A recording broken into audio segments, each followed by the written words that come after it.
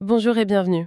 Aujourd'hui, on plonge dans des documents assez denses, je dois dire, des diagrammes, des notes, des extraits bibliques, tout ça sur une séquence d'événements de l'Apocalypse. Oui, on va parler des 7 sceaux, des 7 trompettes et puis des 7 fléaux ou coupes. L'idée, c'est vraiment de décortiquer ensemble ces documents, de comprendre la chronologie qu'ils proposent et surtout la signification théologique très particulière qui en ressort. Tout à fait. Et ce qui frappe d'emblée, au-delà de la structure, en cascade, les sceaux qui mènent aux trompettes, la dernière trompette qui contient les fléaux, c'est vraiment cette thèse centrale. Une thèse assez unique, développée dans ces papiers, l'idée que le martyre des croyants, ce n'est pas juste une fin tragique, mais c'est l'élément qui valide en quelque sorte la justice des commandements de Dieu, et qui par là même achève le libre arbitre des créatures. C'est c'est audacieux comme lecture. Et tout ça, très lié au rituel de Yom Kippour, le jour des expiations. Hmm, une perspective spécifique, c'est sûr. Fascinante. Ok, alors allons-y. On va suivre la séquence Grugueux, sceau, trompette, fléau. On va regarder les événements clés soulignés dans nos sources et puis on creusera cette interprétation sur l'expiation et le libre arbitre. Prêt? Alors, commençons par la vue d'ensemble. Le premier diagramme qu'on a, page 1, il montre bien cette progression, les 6 premiers sceaux qui s'ouvrent et hop, on arrive au septième. Et là, ce septième sceau, attention, ça se corse, il est marqué comme étant le jour des expiations. On a le terme coréen Daesokduel, Daesokduel.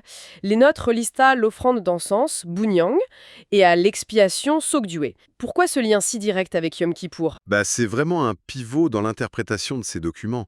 Le septième sceau, ce n'est pas juste une étape de plus. Il contient en fait les 7 trompettes. L'encens, le benyang, les sources le connectent directement à Apocalypse 8, versets 3 à 5. Vous savez, l'encens qui monte avec les prières des saints, puis le feu de l'autel jeté sur terre. Ah oui, avec les tonnerres, les éclairs. Exactement. C'est vu comme un acte préparatoire majeur. Et ils font aussi le parallèle, et c'est important, avec Lévitique 16-12, le souverain sacrificateur qui entre avec l'encens le jour des expiations.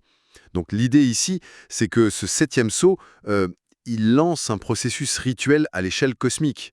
Une purification, un jugement sur le modèle de ce jour sacré. C'est pas juste symbolique, c'est vraiment structurel dans leur lecture. D'accord, je vois. Le septième sceau comme un Yom Kippour cosmique qui ouvre la suite. Et la suite, donc, ce sont les trompettes. Le diagramme le montre bien. 6 trompettes sonnent et on arrive à la septième. Et là encore, un moment décisif apparemment, hein. D'après les documents, la septième trompette, elle marque plusieurs choses. La première résurrection, Il Chebuhual, le déversement des 7 coupes de colère, les fléaux, Shildediop, et aussi le jugement de la bête, Jimsing Sumpan.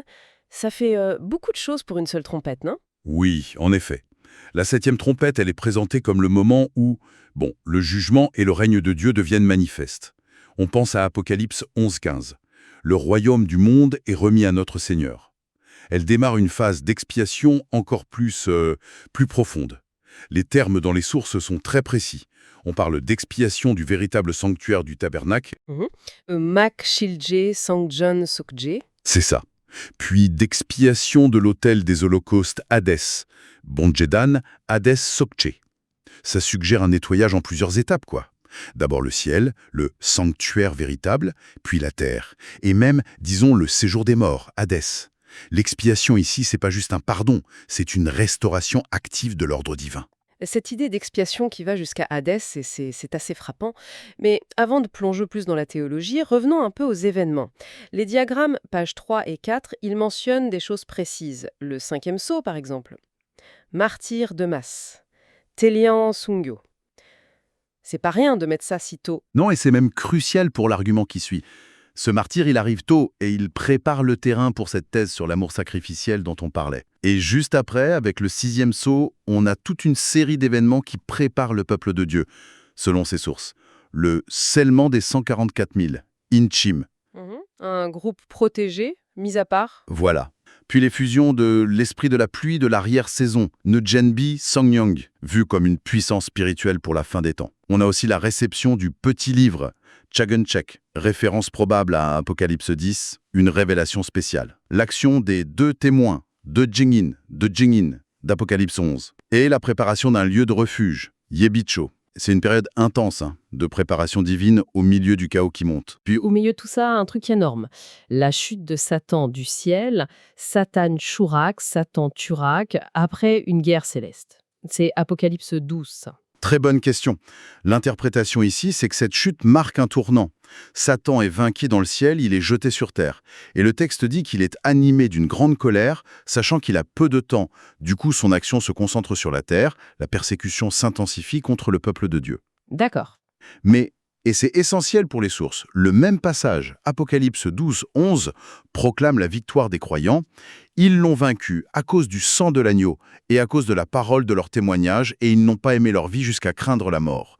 Cette victoire par le témoignage et le sacrifice, elle est directement liée à la chute de Satan. Et ça annonce déjà le thème central du martyr comme preuve. Je vois. La chute intensifie le conflit, mais révèle aussi la clé de la victoire. Le témoignage fidèle, même face à la mort. Alors, les trompettes, elles décrivent cette intensification, j'imagine. La 5e trompette, le premier malheur, un malheur, elle est liée à une étoile tombée qui reçoit la clé de l'abîme, Mujogeng. Et de là sortent des sauterelles bizarres. Les sources font le lien avec la bête d'Apocalypse 17, celle qui doit monter de l'abîme. Comment interpréter ces sauterelles? Bon, les sources ne donnaient pas une seule interprétation figée, mais le contexte d'Apocalypse 9 est clair. Elles tourmentent ceux qui n'ont pas le sceau de Dieu, elles sont menées par l'ange de l'abîme. Ça suggère une force démoniaque, ou peut-être une idéologie, quelque chose de trompeur, de destructeur qui est lâché sur le monde. Et le lien avec la bête qui monte de l'abîme, ça renforce cette idée. Une puissance mauvaise, organisée, qui sort de l'ombre et commence à agir ouvertement. C'est le début des malheurs, le jugement et l'épreuve montent d'un cran, quoi. D'accord. Puis la 6e trompette, le 2e malheur, Tultiewa. Là, on parle de la libération de 4 anges liés sur l'Euphrate, Yubura-Decha Chansa, et les documents relient ça au règne de la bête et à la grande tribulation pour les saints, Sangdo Tewanlan. Ils font même un lien avec les 4 bêtes de Daniel 7. Ça s'annonce sombre. Très sombre, oui. L'Euphrate, c'est souvent une frontière symbolique. Libérer des forces là-bas, ça suggère le déchaînement d'une puissance destructrice massive, peut-être politique, militaire, qui ouvre la voie à la bête. Les sources insistent, c'est la grande tribulation pour les saints. Mais attention, elles citent aussi Matthieu 24. Ces jours de détresse seront abrégés à cause des élus. Il y a une limite divine à l'épreuve. Et c'est aussi pendant cette période, d'après Apocalypse 11, que les 2 témoins agissent pendant 1260 jours.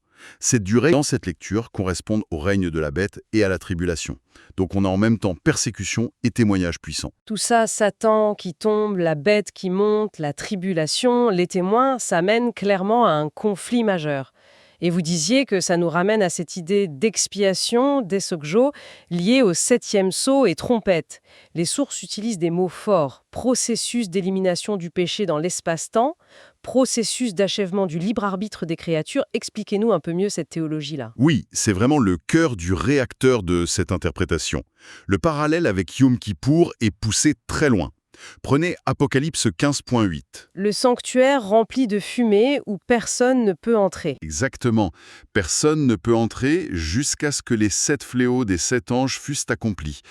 Les sources aussi en Yi voient un écho direct de Lévitique 16.17, personne dans la tente pendant que le prêtre fait l'expiation. Ça dépeint une période sacrée, intense, de purification cosmique, menée par Dieu lui-même. Et c'est là que le rôle du martyr, celui du 5e sceau, mais dont les effets culminent, devient absolument central.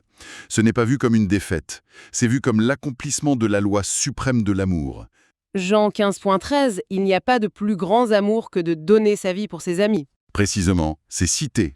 En allant jusqu'au but de ce commandement, même face à la mort, les martyrs, selon cette lecture, ils démontrent quoi? Ils démontrent la validité, la justice et même la faisabilité des exigences de Dieu. Ils prouvent que l'amour parfait est possible pour une créature. Attendez, une question. Quand les sources disent que ce martyr achève le libre arbitre, est-ce que ça veut dire que seuls les martyrs y arrivent? Ou est-ce que leur sacrifice a une portée plus large? Comment ça marche, ce lien entre sacrifice et perfectionnement de la volonté? D'excellentes questions. On touche au point névralgique. L'idée développée, c'est que le péché, à l'origine, et toute rébellion contre Dieu, ça vient d'où? Ça vient du doute. Le mot coréen utilisé est uigushim, suspicion, doute envers la bonté, la justice, l'amour de Dieu. C'est ce que Satan a semé dès le début. D'accord, le doute comme racine du mal. Voilà.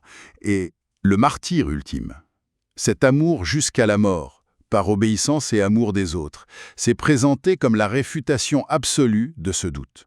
C'est la preuve irréfutable que les commandements de Dieu ne sont pas injustes ou impossibles. Au contraire, ils sont l'expression de l'amour le plus haut, et la créature peut les accomplir. En éliminant ce doute, qui est le fondement du péché, alors la possibilité même de pécher.